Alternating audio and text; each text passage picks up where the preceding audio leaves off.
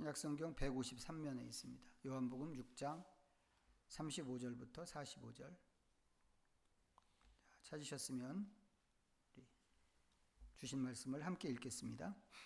예수께서 이르시되 나는 생명의 떡이니 내게 오는 자는 결코 줄이지 아니할 터이요 나를 믿는 자는 영원히 목마르지 아니하리라. 그러나 내가 너희에게 이르기를 너희는 나를 보고도 믿지 아니하는도다 하였느니라. 아버지께서 내게 주신 자는 다 내게로 올 것이요 내게 오는 자는 내가 결코 내쫓지 아니하리라. 내가 하늘에서 내려온 것은 내 뜻을 행하려 함이 아니요 나를 보내신 이의 뜻을 행하려 함이니라. 나를 보내신 이의 뜻은 내게 주신 자 중에 내가 하나도 잃어버리지 아니하고 마지막 날에 다시 살리는 이것이니라. 내 아버지의 뜻은 아들을 보고 믿는 자마다 영생을 얻는 이것이니 마지막 날에 내가 이를 다시 살리리라 하시니라. 자기가 하늘에서 내려온 떡이라 하심으로 유대인들이 예수에 대하여 수군거려 이르되 이는 요셉의 아들 예수가 아니냐. 그 부모를 우리가 아는데 자기가 지금 어찌하여 하늘에서 내려왔다 하느냐. 예수께서 대답하여 이르시되 너희는 서로 수군거리지 말라. 나를 보내신 아버지께서 이끌지 아니하시면 아무도 내게 올 수 없으니 오는 그를 내가 마지막 날에 다시 살리리라. 선지자의 글에 그들이 다 하나님의 가르치심을 받으리라 기록되었은즉 아버지께 듣고 배운 사람마다 내게로 오느니라. 아멘. 부활절 지나고 두 번째, 부활 후 두 번째 주일인데 우리는 지금 부활의 절기를 이렇게 보내고 있습니다. 그리고 이 절기는 부활절 이후에 50일 동안이라고 말씀을 드렸습니다. 이 기간에 우리가 집중해야 하는 것은 무엇보다도 예수님의 부활이 내 부활의 보증이다. 내 부활을 보증하는 것이다. 이제 이런 사실입니다. 그런데 우리가 이 사실을 이제 완전히 이해하는 게 참 쉽지 않습니다. 왜 그런가 하면 이제 인류가 지금까지 가지고 왔던 이제 오랜 경험과 또 우리 육체가 갖고 있는 어떤 물리적인 제한, 이제 거기에서 오는 인식의 한계, 이제 이런 것들 때문에 그렇습니다. 자, 좋은 사례가 이제 요한복음 11장에 있는데 한번 보겠습니다. 여기 표시해 놓으시고요. 6장은 165페이지 요한복음 11장입니다.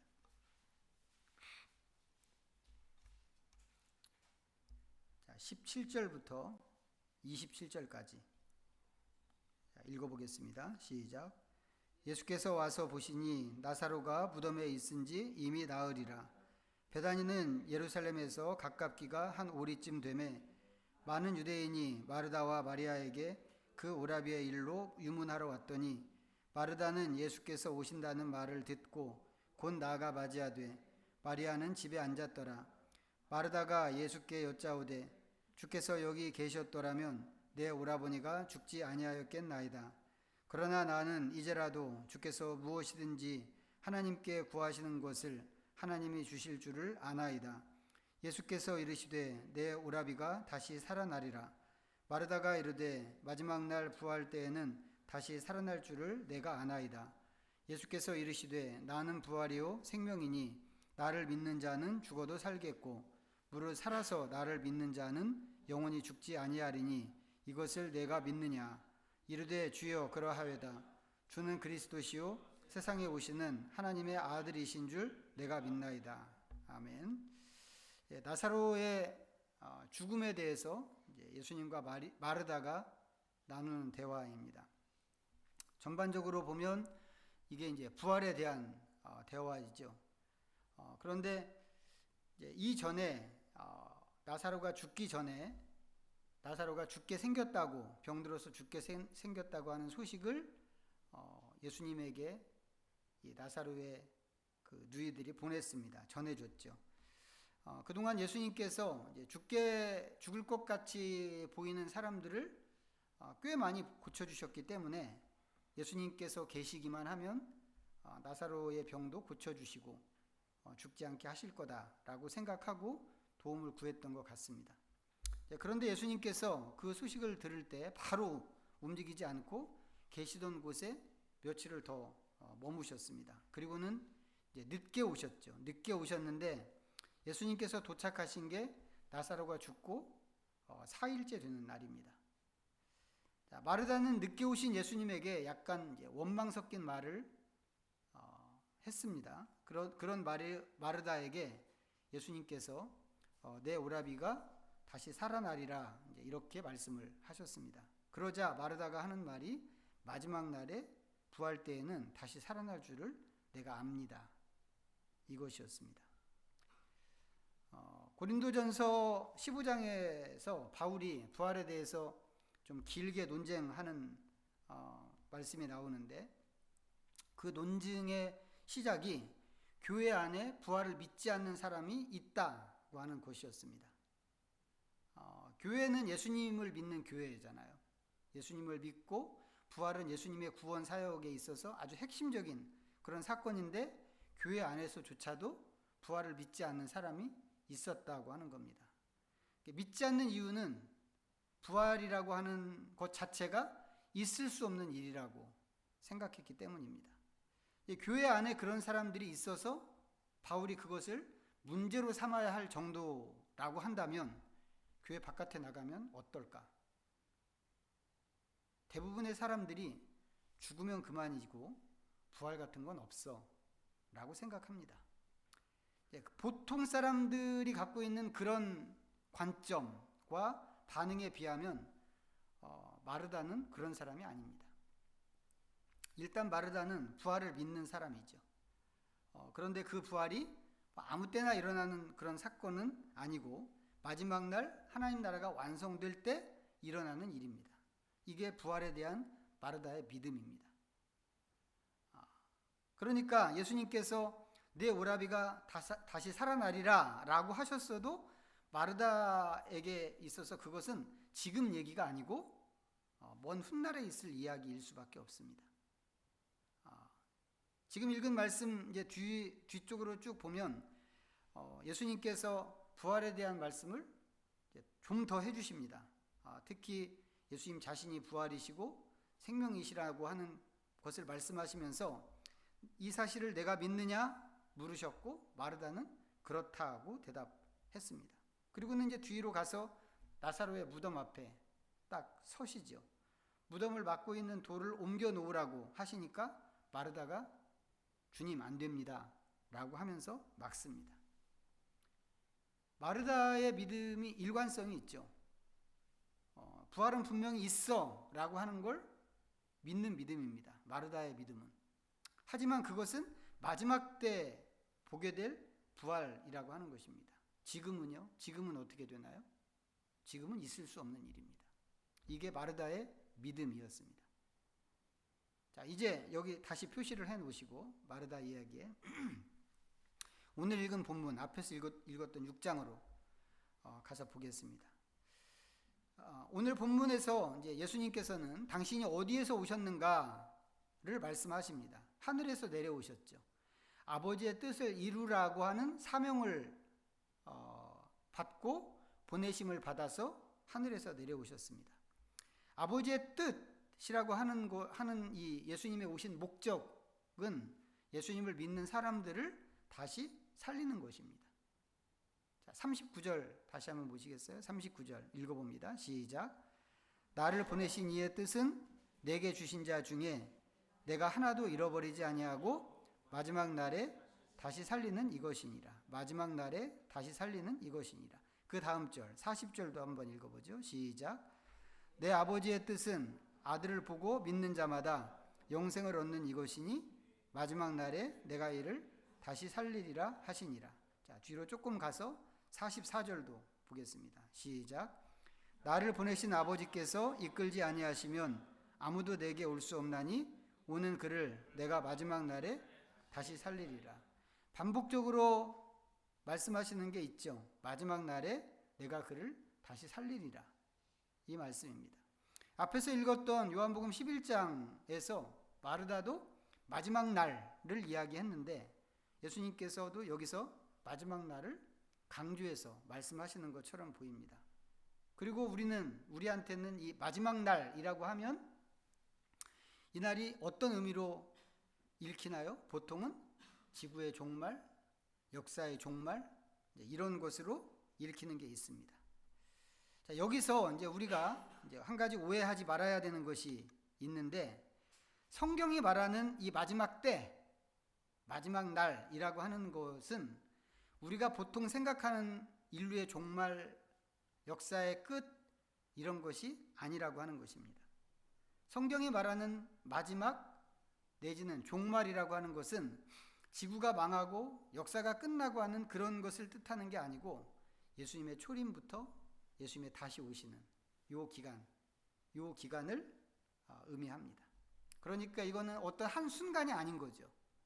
사건이 일어나는 딱 어떤 찍어낼 수 있는 그런 시점이 아니고 하나의 긴 기간입니다. 이게 성경이 말하는 종말이고 마지막 날입니다.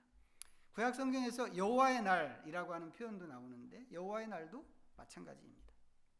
자, 이렇게 되는 이유는 뭐냐면, 예수님께서 처음에 초림으로 오실 때 그냥 육신을 입고 오시는 게 아니고 하나님 나라를 갖고 오셨기 때문에 그렇습니다. 하나님 나라가 그때로부터 시작하는 것이기 때문에 그렇단 말이죠. 자, 그런 점에서 우리의 부활을 먼 훗날 언젠가 있을 그런 일로 보는 것은 부활에 대한 큰 오해일 수 있다라고 하는 겁니다. 자, 또 한 가지, 마지막 날에 대한 이런 오해가 아니더라도 부활을 미래에 있을 어떤 시점이라고 그렇게 보면 안 되는 이유가 있습니다. 만약에 그런 식으로 부활을 생각한다면 지금은 아니고 언젠가 훗날에 있을 일, 이렇게 본다면 그 때가 되기까지는 뭐예요? 우리는 여전히 죽음 가운데 있는 것이 되는 겁니다. 그리고 이렇게 되면 마르다가 얘기하는 게 맞는 것이 되는 거죠. 부활은 분명히 있지만 지금은 아니고 나중에 역사의 마지막을 장식하는 어떤 시점에서 부활하게 된다. 이런 얘기입니다. 자, 여기 다시 표시를 해 놓으시고 요한복음 11장으로 다시 한번 가서 확인해 보겠습니다. 요한복음 11장 39절과 40절. 자, 읽어보겠습니다. 시작. 예수께서 이르시되 돌을 옮겨 놓으라 하시니 그 죽은 자의 누이 마르다가 이르되 주여 죽은 지가 나흘이 되었음에 벌써 냄새가 나나이다. 예수께서 이르시되 내 말이 내가 믿으면 하나님의 영광을 보리라 하지 아니하였느냐 하시니, 내 말이 내가 믿으면 하나님의 영광을 보리라 하지 아니하였느냐, 무슨 뜻으로 하신 말씀인가요? 내가 믿으면 하나님의 영광을 보리라 라고 예수님께서 말씀하셨는데 믿지 않았다는 거죠. 하지만 마르다는 믿지 않은 게 아닙니다. 분명히 믿는데 예수님께서 지금 이 무덤 앞에서 지금 어떻게 하실 것처럼 하시니까 그걸 막아선 것뿐입니다. 그런데 예수님께서는 그런 마리아의 행동을 믿지 않는 것으로 지적하고 책망을 하시는 것입니다.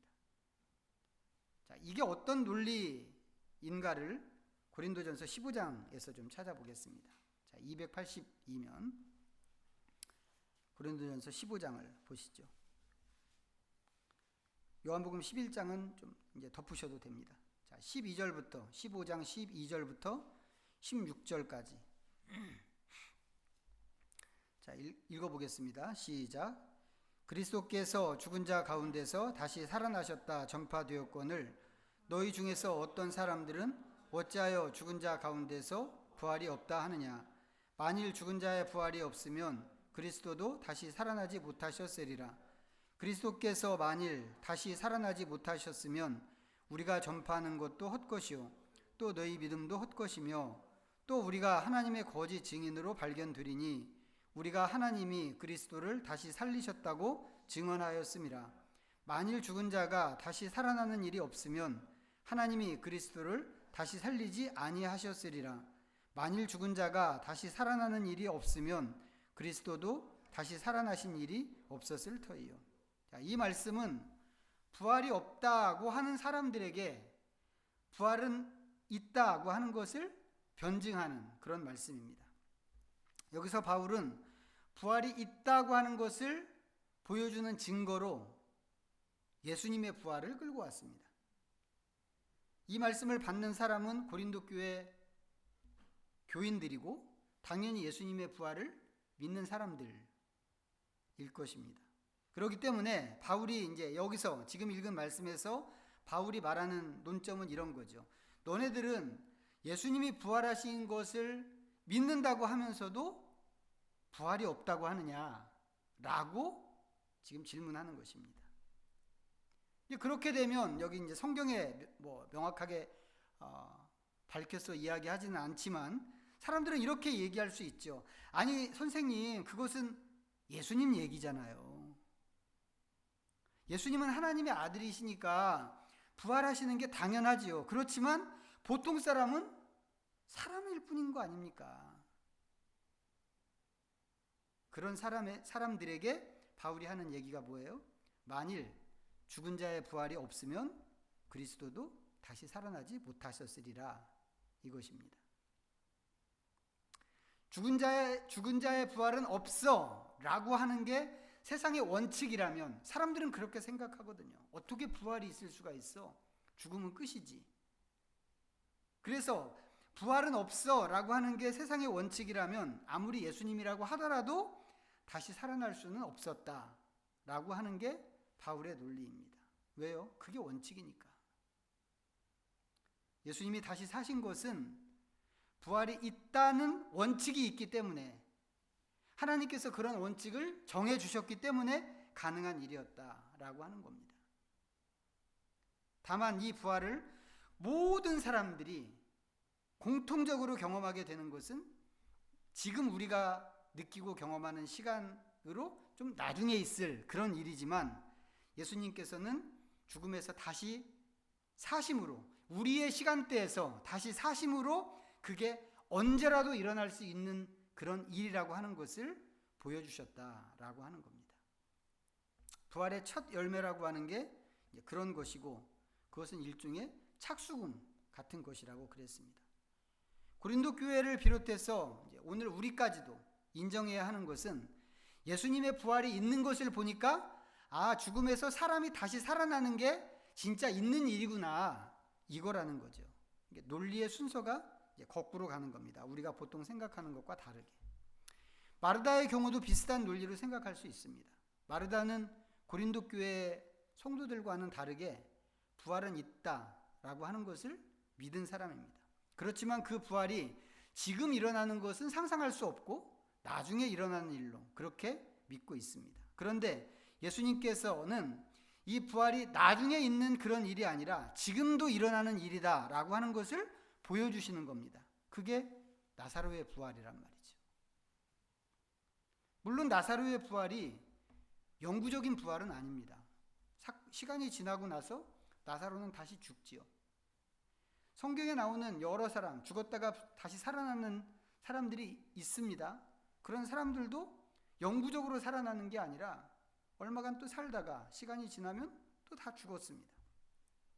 우리는 요한복음 11장에서 이제 그 11장을 나사로의 부활 이야기라고 이제 이렇게 이해하고 있는데, 나사로 입장에서 생각하면 어떨까요? 그 사건이.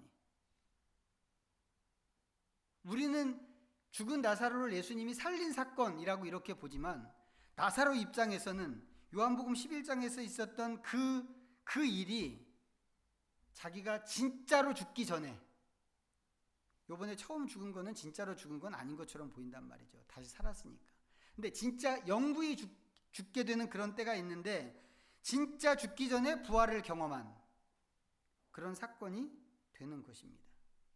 그래서 이 사건은 그 자체로 우리에게 전해주는 중요한 메시지가 있는데, 나중 일이 아니라 이 세상이 있는 동안에도 얼마든지 부활을 경험할 수 있다라고 하는 것입니다. 지난주와 저지난주에 연거퍼서 말씀을 드렸지만, 이때 말하는 부활은 몸의 부활만 이야기하는 것은 분명히 아닙니다. 우리의 내면에 있는 모든 영역의 부활이라고 그랬습니다. 그것들은 아담의 반역으로 죽어버린 것들인데, 우리가 예수님을 믿을 때 그 영역이, 죽은 영역이 생명으로 다시 살아났습니다. 이것은 예수님의 부활로 형성된 중요한 결과물이란 말이죠. 자, 에베소서 2장 한번 볼까요? 310페이지 에베소서 2장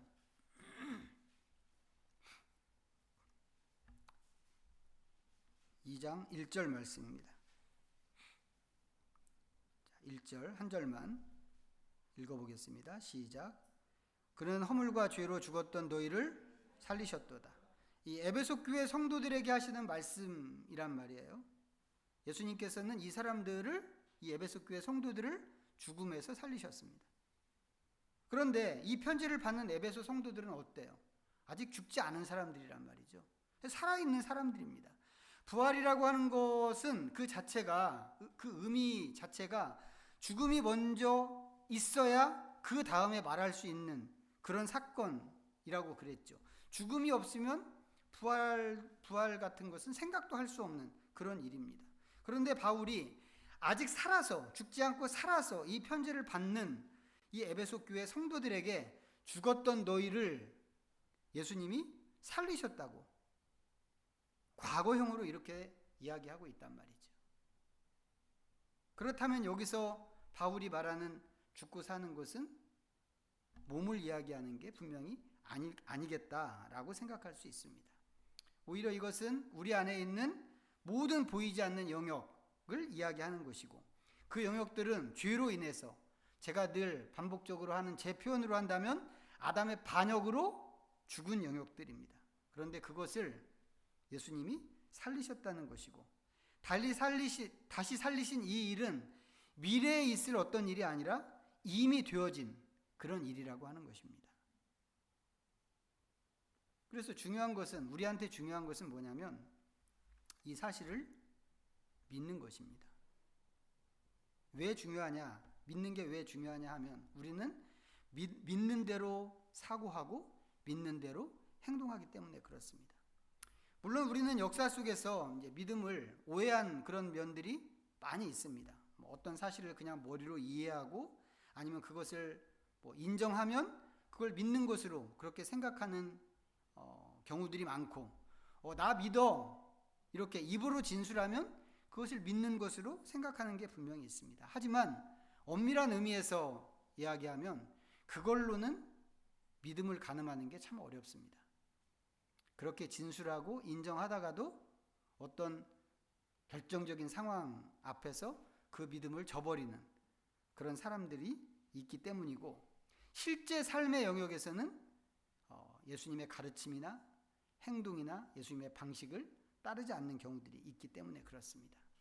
그래서 진짜 믿는 것은 말로 믿는 것이 아니라 행동으로 나타내야 그게 믿는 것입니다.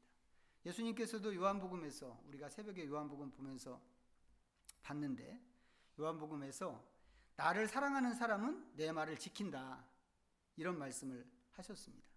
그것은 말씀을 지키는 게 예수님을 사랑하는 증거가 된다, 그런 뜻이죠. 반대로 말씀을 지키지 않는 것은 예수님을 사랑하지 않는 증거가 될 수 있는 것입니다. 믿음도 마찬가지라는 것이죠. 예수님을 믿는 것은 예수님께서 말씀하시고 가르치신 내용을 진리로 인정하고 그 말씀대로 해보는 것입니다. 해보지 않는 것은 왜 안 해? 라고 물을 수 있는데 안 하는 이유는 믿지 않기 때문이다. 요한복음 11장에서 마르다가 행동으로 보여준 것도 그런 거죠. 믿는 만큼만 보여준 것입니다. 그런 식으로 진짜 믿음은 실천으로 증명되는 것이고, 행동이 안 나타나면 그것은 믿지 않기 때문에 행동하지 않는 것이라고 이렇게 이야기할 수 있습니다. 예수님께서 우리에게 원하시는 것은 그렇다면 무엇일까? 그것은 우리가 죽음에서 부활한 존재로 사는 것입니다. 왜요? 이미 부활했으니까. 에베소서 2장에서 아까 읽었던 것처럼 예수님께서 죽었던 우리를 다시 살리셨기 때문에 예수님이 바라시는 것은 너 이제 다시 살았어, 그러니까 다시 산 존재로 살아야지 라고 예수님은 원하실 거란 말이죠. 예수님 믿기 전에 우리가 보여준 것은 전부 어둠의 생각, 어둠의 행동이었다고 한다면 그것은 전부 우리가 죽은 존재였기 때문에 그렇게 될 수밖에 없었던 것인데 이제는 그 죽음에서 다시 살아난 존재가 되었습니다. 그렇기 때문에 이제는 예수 믿는 우리로서 우리의 생각이나 우리가 하는 행동 방식은 빛의 생각, 빛의 행동으로 나타날 수 있고 또 마땅히 그렇게 나타나야만 한다고 하는 것입니다.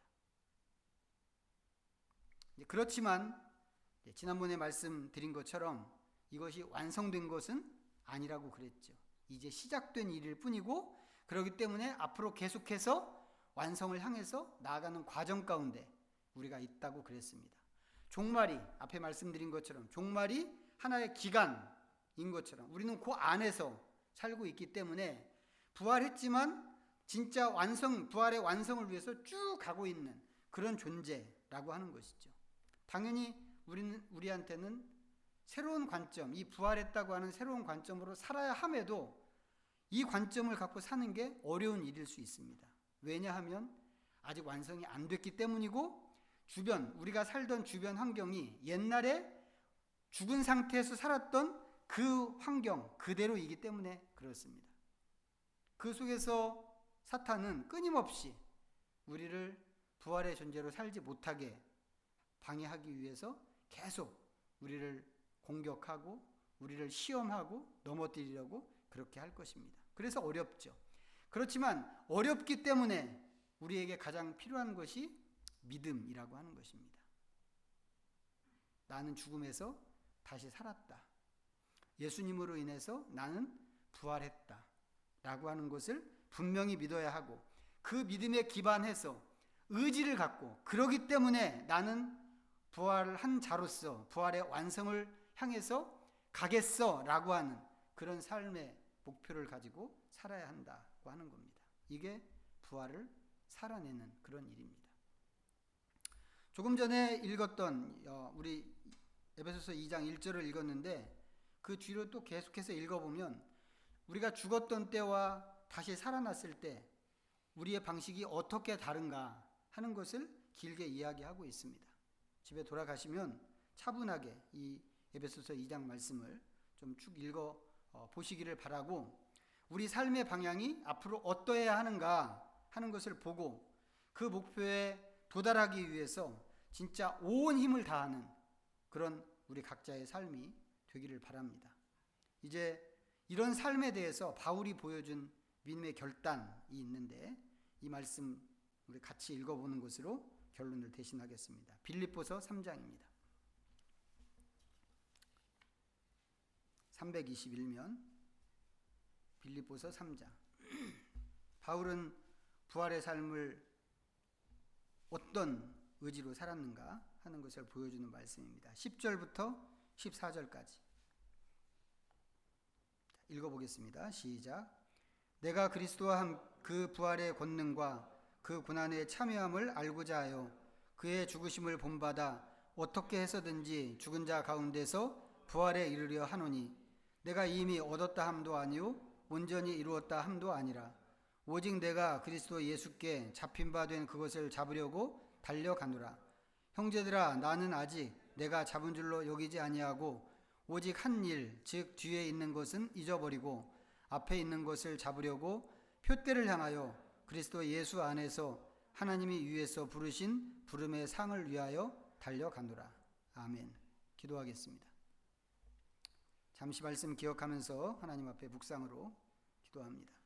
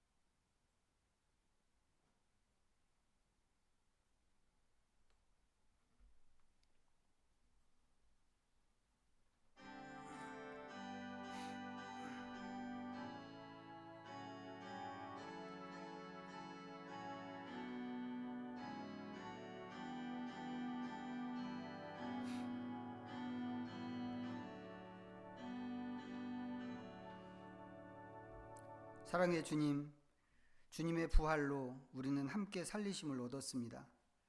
마지막 날에 다시 살리신다고 하셨지만 그 마지막 날은 주님의 오심과 함께 이미 시작되었습니다. 먼 훗날이 아니라 이 모든 일이 이미 시작된 것을 믿고 사도 바울처럼 하나님께서 정해주신 표때 부활의 완성을 향해서 다름질해야 하겠습니다. 경주하는 저희들 긴 경주에 지치지 않도록 우리 모두를 격려하시고 위로하시고 힘을 더하여 주옵소서. 예수님의 이름으로 기도하옵나이다. 아멘. 모두 자리에서 일어나셔서 찬송가 634장